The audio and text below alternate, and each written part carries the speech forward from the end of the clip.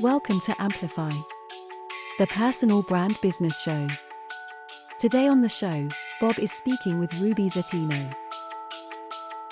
The overall thing about social media and online platforms and really anything you do in marketing, if you have no clear indication of who is on the other side, you're throwing darts multiple times a day and you're missing every single time.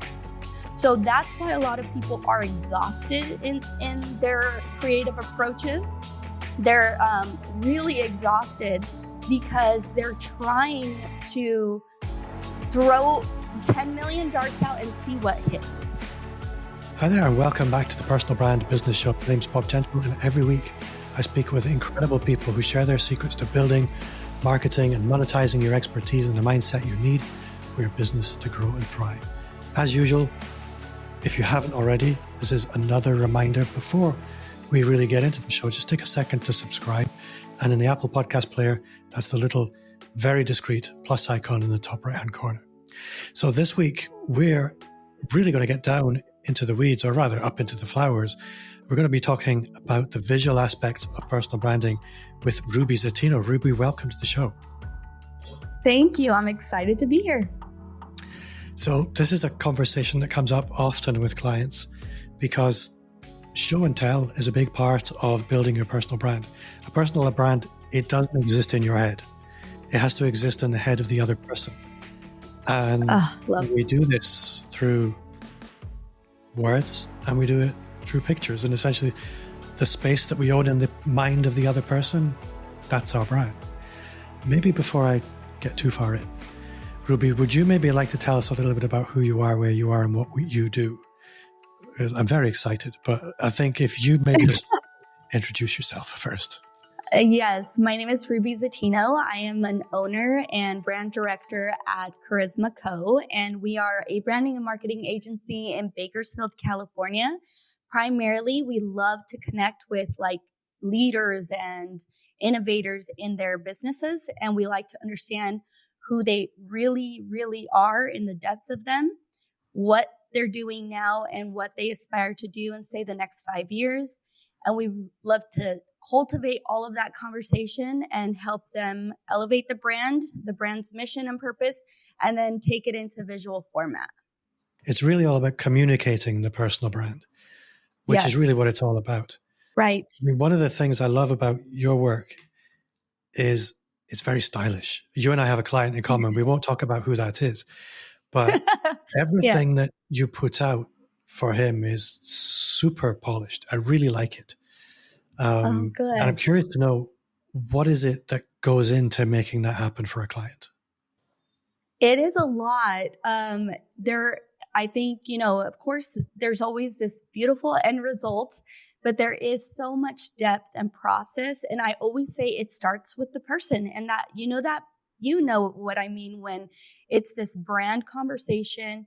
It's really identifying who they are.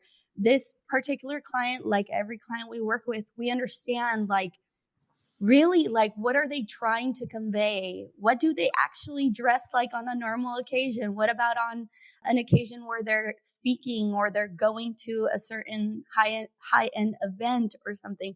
We really try to understand what's their natural tendencies. And then once we identify and solidify all of their design aspects and say the color palettes, everything starts to take form as to even what colors we put our client in, what they're wearing. And it flows seamlessly and naturally because it really comes from a depth of who they are. This is not us saying, hey, you should dress like this. It's us saying, let's take who you are, what you're about, how you would normally dress, and let's just polish it, refine it, and give it a little bit of finesse. So I see people working with agencies quite often. And my philosophy is, in an ideal world, people would do an awful lot of this themselves. But the more busy or more successful somebody is, the less time they have to do it. And it doesn't make sense for a lot of people. And often I see agencies getting involved at that stage. But what I usually find, and you probably recognize this as well, is the first couple of weeks are great. The first month are kind of okay. But very quickly it runs out of steam. Yes. And I'm curious to find out, how do you work with a client in order to maintain that momentum? How do you manage to avoid running out of steam? Okay, so I always say that the management side of things found me. I did not want to create an agency that required management. I was fighting it so much, but then I got to a place where I understood if we wanted to succeed and we wanted our clients to really succeed and we had the heart, I couldn't take everything that we did, hand it to them and say, good luck, because that is why you see a lot of people like fall. One, they don't have the time. Like you said, whenever they are in a place of being so successful or successful at what they do, they don't have the extra time. This is a full-time job. That's why we do what we do. But so there was the time thing. And then it was, okay, how do we create a system and a process and a flow that is going to really create this it's really going to create the consistency, because consistency is really everything. So what we started to do is we started to create a quarterly approach to what we do. So it was no longer a one time, you can come in, you can see us, you can develop your brand. We'll give you the photos, the images, the visual elements, all of this stuff. And then again, have a great time figuring out and executing this grand package, right? And now it became, okay, we have to create content with a quarter in mind. So actually, like say our first week going into what we call production week with our clients, we are about 8 hours of content producing within that week. So with all of this comes immense strategy. Again, tons of content strategy, content pillars have been discovered, what we're going to do, how we're going to approach it. And then we break it down into say like 4 segments of what these 4 content pillars will be. And we're doing outfit changes within even those 8 hours. We're changing sceneries. We're doing all this stuff. It is quite a crazy production. Our clients are like, wow, we get a taste of what models feel like. It is a lot of work. They're exhausted and it's so fun. And so all of this, we have this now big chunk of production, and we are now mapping out the release of the production for the next 3 months. And so now either our clients can go on a quarterly system where they just come in every couple quarters or whenever they need new updates and new formats, or we actually go on to a year contract, which is our favorite, because then we can really cultivate the brand. When that first quarter is about to finalize, we're meeting a month before the end of that quarter to say, what do you have in the next 3 months happening that we need to highlight, promote, market, what extra things, what worked, what didn't. We're seeing all of those big picture things, and then we're creating content based on that information. So it's very involved, and there's a lot going on. And that explains what I can see from the outside, which is consistent, super slick polish. In your mind, and this is, I guess, a question probably a lot of people are sitting at home thinking about. A lot of people will be thinking, can I afford this? And I don't want to talk about money, but maybe if you did say, this is the kind of person we work with, because this is for whom it's appropriate. And then maybe after that, we can talk about how people could perhaps achieve those results at home or by a do-it-yourself approach. But for your ideal client, your approach is right. But who is your ideal client? The clients we love to work with have multiple actually businesses happening, and then they have creative projects going on. So a lot of the times they are, again, in full operation mode, but they're interested in even exploring new things. So their business kind of sustains them financially, and then they're able to expand into creative projects. And that's where we really thrive, because we can help sustain the business model and the business brand. And as they keep exploring new things, they release a book, they do this, they start a podcast. we get to go on that journey with them, and we already understand the brand. We have all the tools. So we are able to pivot quickly with them, and they don't have to go through the stress of conveying new messages, trying to get somebody to understand what they want. We're already there with them. So if I guess our client overall is an impeccable entrepreneur, they have just a high understanding for quality and excellence. If they show up big. They don't know how to do it any other way. And they're usually looking for a team that has that same skill set and ability in a format that they don't understand or they haven't tapped into. So it's a really powerful boutique concierge style service. Yeah. That's for a particular kind of person. It's not necessarily in the fashion world what you would call high street fashion. It's very much the high end. Yes. And we've tried models that can work for everybody. And at the end of the day, it was stripping so much life out of me. It was taking up my time. Yes, I could have made money a lot quicker. Yes, I could have been somewhere probably that people could only dream of. But at the end of the day, I preferred to keep it with a select few, if that's all that I had in my hands, that was going to value what we do. And then in return, us valuing what they do so that we can really become like a part of their team and be proud of that. So I can literally speak about my clients and I almost market for them because literally, I market for them. It's what I do, but I gladly market for them because I have learned that there's so much more about it. It's the person, and we get to understand who they really are. What I really like about that is a lot of people, like you've hinted at, will go after business no matter what. As long as there's a little bit of profit, then it's worth doing. But holding out for that ideal client, it takes some discipline. It takes time. Easy. But it isn't easy. It's tempting to break that all the time. It's tempting to compromise in our world.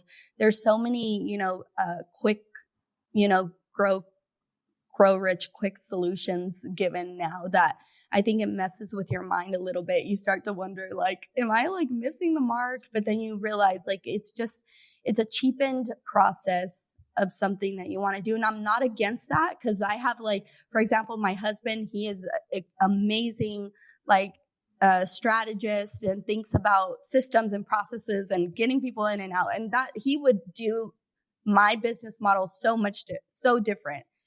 But I keep holding down, no, this is how I dream of it. And this is how I want it to be, or else I don't want to be a part of it, Well, there's a few hidden benefits to the way that you've done it, in that your client base are all peers, if you like, and the kind of referrals you're going to get from the kind of clients you have are going to be very different from the kind of referrals that you would have got if you built a different kind of business.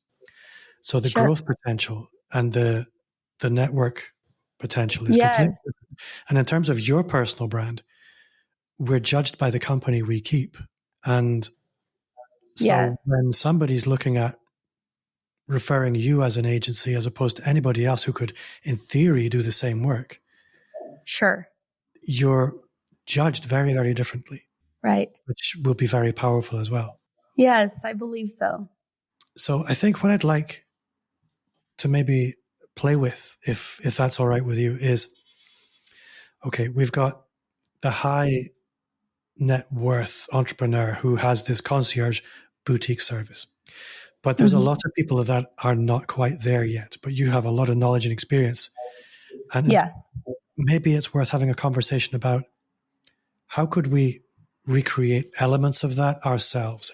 So if you met a friend for lunch and she said, Ruby, I've got this little business. I can't afford you, but what should I do? What would your advice be? My advice would be to begin with the who's, what, when, where, whys, and hows.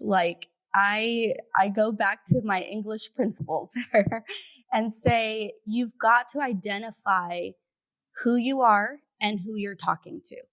If you do not understand the essence of who you are, you're really missing what you actually bring to the table and what's going to make you different than someone else. Sometimes answering the question, how am I different from everybody else, is the hardest thing to do on your own. So I would ask like the closest people that you trust, maybe 5 people, and just say, hey, can you give me a small report on who you believe I am? What attributes I bring to the world, what about my skill sets, anything you know about me, can you just write me a report? That would mean the world to me. Maybe give them a Starbucks gift card or something just to say thank you.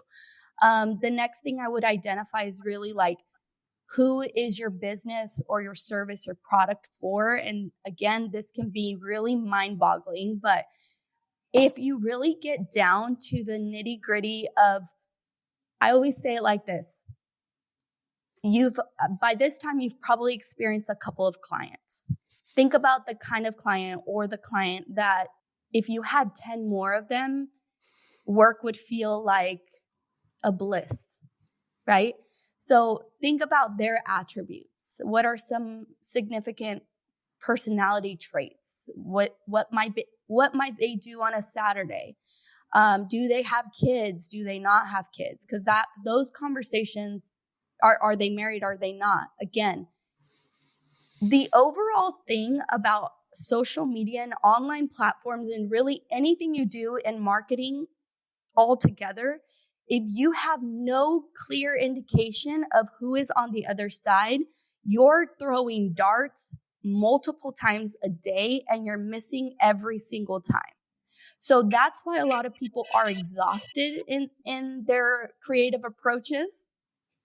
They're really exhausted because they're trying to throw 10 million darts out and see what hits. But if you really understand, okay, that conversation really changes. If you, Bob, are sitting at a table and you're talking to, are you married, Bob? Should ask. So Yes. You're talking to and this table is your wife, your son, a business partner, and a friend. If you're having this one conversation with these 5 people, it's going to be a very safe conversation to make sure that it appeals to everybody. And everyone's going to walk away saying, that was a great conversation. But if you have just you and your wife, that would be a very dedicated conversation and a very strategic conversation to what you and your wife need to talk about and what would benefit her and her life. And then if you had one with your son and your business partner, like individually, that would be a very different version of Bob.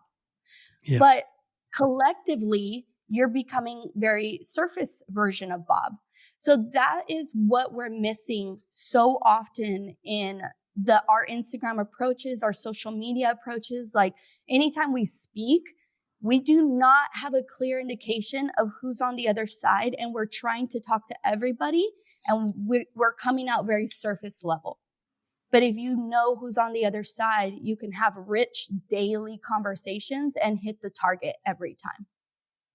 So those are my who's, and my what's is like, what do I want to be known for? What am I currently doing that I can share? So there is so much daily activity happening in businesses that is not being shared. So there is a power of visual representation of who you are. So if you can start conveying messages on what you do in a visual form, that's going to be amazing. If you're a speaker, I want to see you as a speaker. I want to see you on a stage. I want to see you talking to somebody. If you're a coach, show me that you're sitting down one-on-one in a room or on a Zoom call with this person. If you are a stylist, I don't want to just hear you're a great stylist. I want to see you in action, picking clothing, putting it on people, all those aspects. There is power in storytelling in a visual form. So what do you do? And then when can people jump on board? What does it look like to work with you? All those things need to be answered. So I think if you get a whole script down of like the who's, what's, when, where, why, and then how, you really can go a long way, and why is so important. And what about the visual aspects of things? Because that's where a lot of people struggle, and a lot of people overthink things as well. Yes. And I remember from personal experience, I used to really struggle. And this sounds ludicrous for the people who know me well now, but I used to really struggle with personal visibility. I couldn't take a selfie. I really struggled with it. What advice do you have for anybody that's maybe struggling with personal visibility? It might be because they feel like they don't want to be seen as a show off or attention seeking, or it might be that they're anxious about how they look. What advice might you offer for that kind of thing? So, and true story, I would say 80% of the clients that we actually serve don't like the camera. They have all struggled with this very, very much. They're not prepared and ready to face this Instagram world. So we understand. And I love that. I actually personally love that. I think that some of the greatest people are not camera people. They are brilliant in their space. And so I think it's just a matter of getting very comfortable with the idea. And if there is a purpose at the core of why you're showing up, it becomes a little bit easier to show up. So if you answer your why, like, okay, yes, we can get lost in this world of being like vague and showing ourselves and it being all about us. I get that. But then what about the fact that if you don't show up, perhaps there is 100 people that are waiting for your leadership or your tools, and you didn't provide them that day? What about that your face can represent something for somebody? Perhaps there's somebody who looks just like you and has been timid to go into this space or even timid to start their business because they feel like I'm quiet or I don't present this way like everybody else does. I'm definitely not what they call Instagrammable, whatever it is. You could become a representation of that. And it is amazing. I'm going to give you just an example too. Glenda Baker, she is a real estate agent who became huge on social media platforms. She is an older woman, she's gorgeous, of course, and she's got her own personality and she's bold and loud and like, she's so refined. Like, she showed up as who she was, and you don't understand the immense impact that she has had on a whole generation that was thinking, I cannot do that because that's for the younger generation. And she came in strong and she has been such a presence. And since then, I've actually seen a lot of that generation in the real estate industry grow because of her impact. So I'll also talk about a book that Seth Godin wrote.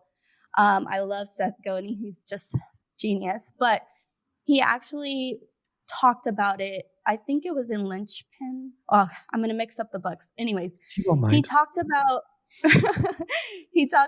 how, creating and putting yourself out there and your work out there for everyone to see is actually a selfless act. He said it's actually one of the most selfless acts you can do, because now you're in a position where you're sharing and everybody has the opportunity to have an opinion on what you've done. But if you realize that this moment counts and what you have to say matters, you can get over the criticism. You can get over yourself even, because really, I don't care what anybody says. Being on camera it really is selfless. You're having to put yourself out there. You have the potential to fail. People aren't really willing to take those risks. And I think if you do, you rarely do fail. I think this is the bizarre thing, is that there really is nothing to lose. No. Something I find myself saying quite often is, well, most people worry about reactions of other people when they start showing up online. Yeah. Thinking, am I going to get a negative reaction? And yeah, you probably will. The way I look at it is 1/3 of people are not going to like what I produce. Right. 1/3 of people are going to completely ignore it. But 1/3 of people, they are going to be on my wavelength. We're going to vibe. Yes. Here's the thing. The more I put out, the more that third grows. That's the only third Yes. that matters to me. Most people Yes, spend it their is. entire lives worrying about the 2/3 that wouldn't spend any time or money with you anyway. That's right.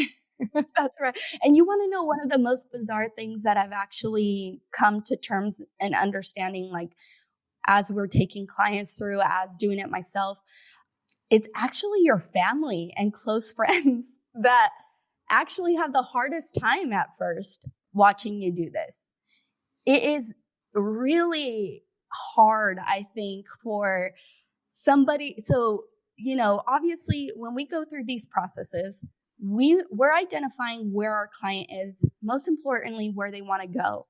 There has to be something that is a roadmap, a tool that we're setting them for success to head that way, but we are really actually activating them in the closer form of their future self. And so a lot of the times that it feels or may look like an imposter or somebody that is just trying to be something they're not. And I always say it's not that it's not who they are. It's just not who they all the way are yet, but are on their way to becoming.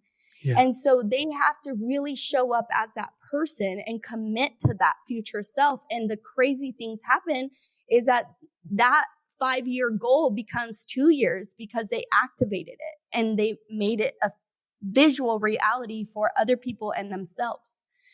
But in this process, it's an excruciating pain for everybody around. It's a little bit, I'm just going to use the word cringy sometimes, because you're watching, say, your spouse, your husband, your wife, your friend or whatever, put themselves out there in this way. And I think that ultimately that we're actually feeling the pressure of the closest people around us. It's not even like a big, wide group. For me, that was one of the biggest things in the beginning, because I'm a very self-conscious person. And my kids were teenagers when I started making a commitment to showing up online. And I think for them in the beginning, it was very cringe, but they quickly understood the direct correlation between my activity and the food on their table. And so they were very supportive. In fact, I got them, honestly, I probably wouldn't be doing it now if they hadn't been as supportive, because they started taking pictures that I could use. They became my crew to an extent. They're your advocates, yes. Yeah.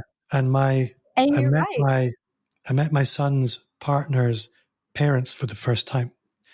And he introduced my son's partner introduced me to her parents as an influencer, which I thought was hilarious. I love that. Yes, I love that. I don't think she was joking. That's amazing. That is, it really is special. I see the same things happening. You know what? Like one of a beautiful recent success story of mine is this family business. They've been operating for 15 years. They have this whole generation that is on the fence of working in the business or not. Parents are going strong. They're night and day grinding and working and making this business grow. They finally invest in branding. Their kids come. And then all of a sudden, there was a mending that started to happen between that generation and the next generation.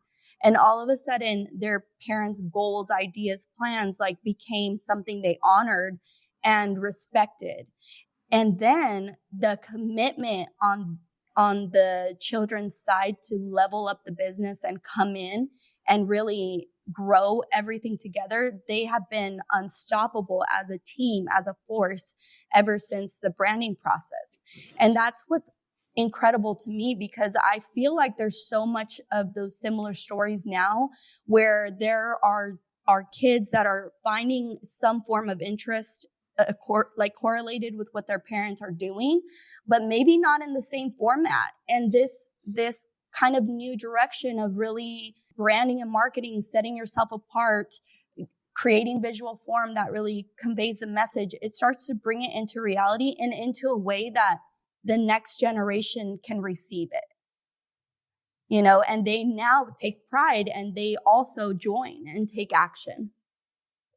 I think what's really interesting listening to you there is personal branding, personal visibility. It's it's easy to say it's quite superficial, but what it does do, in order for you to transmit who you are, there has to be a process of going inside as well. You have to understand who you are. And if you're doing that Yes. as a team, you have to start to understand each other and actually look at each other, sometimes for the first time properly. And more importantly, understand how the other person wants to be communicated. What is their actual identity? Because we don't all the time know what's in the soul of the other person. But if you're going to be working on a personal brand project together, collaboratively, you need to understand what actually matters to these people. And that's a powerful thing. I agree, because we have husband and wife teams. They're sometimes some of my favorite to work with.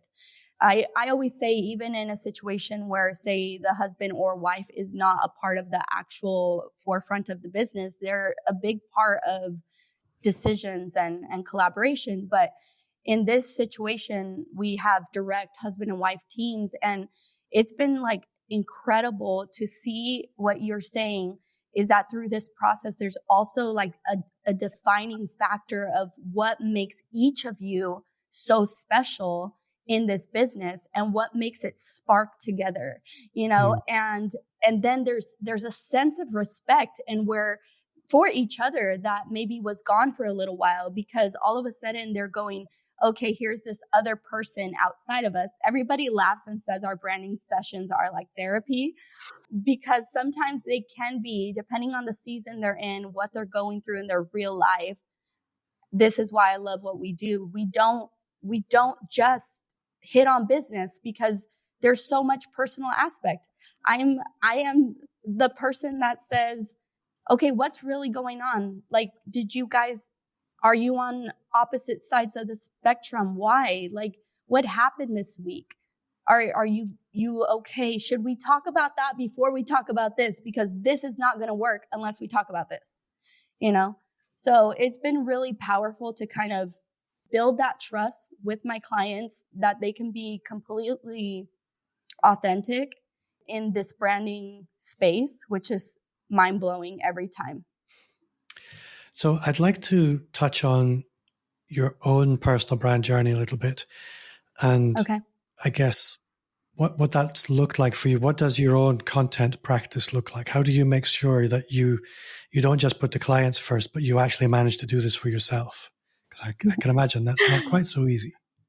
That's not easy. I'm actually barely so, you know how it works. Like, we give our best, and sometimes the business gets the leftovers. But we have always actively been aware about content for ourselves. We just haven't implemented as much marketing strategies and things that we should have. We've just been it's been very organic, everything we've done. And even organic is amazing.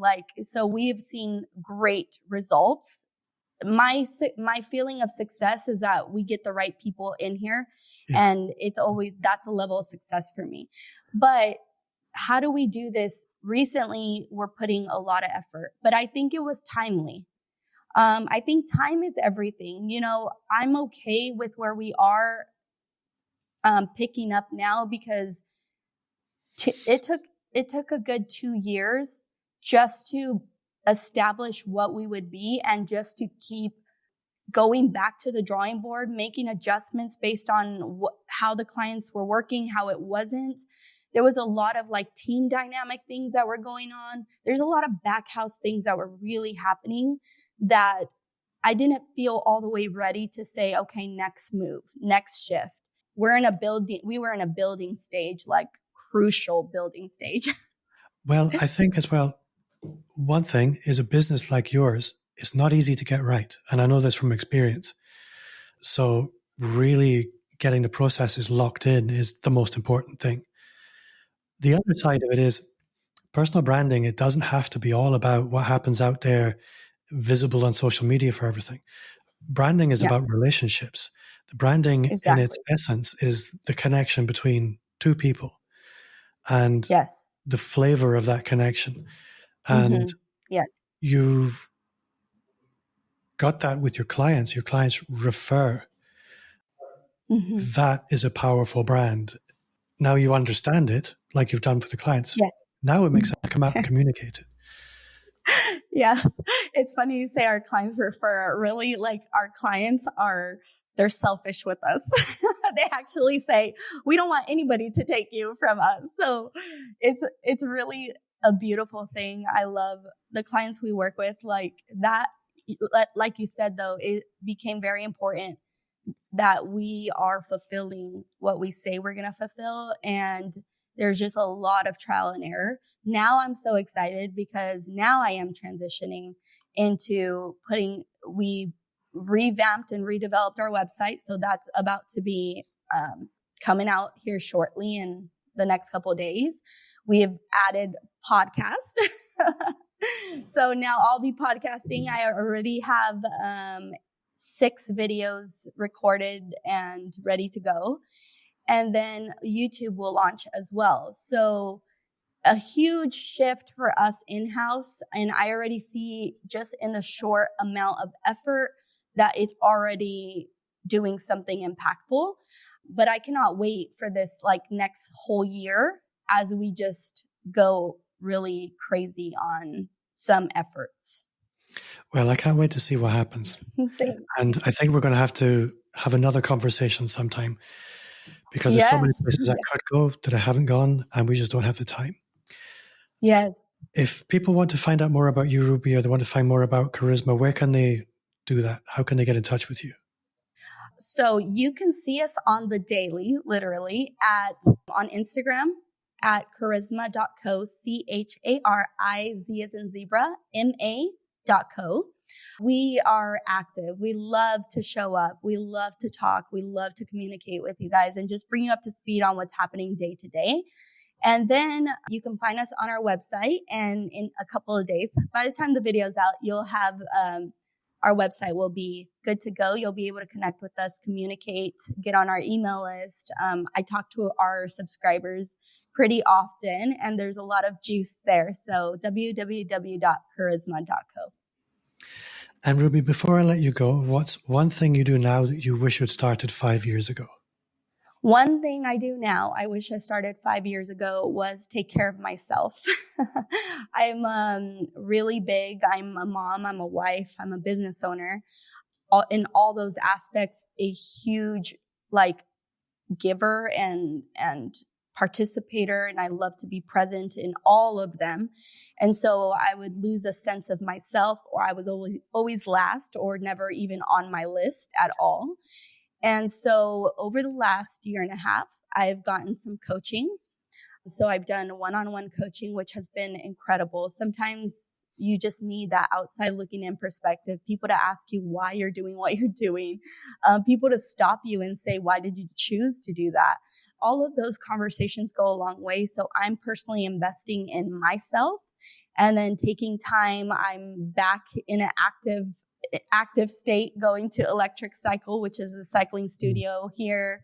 Just little efforts have gone a very long way to say, hey, you're important too, and none of this can function or run without your health and presence. So take care of yourself first, love yourself first, walk yourself through some of the things you walk other people through, and then you can really show up and activate in all the areas you love. That's a really good answer. Ruby, thank you so much for joining me. You've been great fun. Thank you so much. I appreciate your time. And for you at home, thank you for putting up with me again. Thank you for listening. If you are so inclined, a 5-star review would be amazing. That's 5. And if you did enjoy this conversation, you will probably love the Personal Brand Business Roadmap. It's everything you need to start, scale, or fix your expert business. It's 55 pages, lots of pictures of everything you need to start, scale, or fix your expert business. I've said that.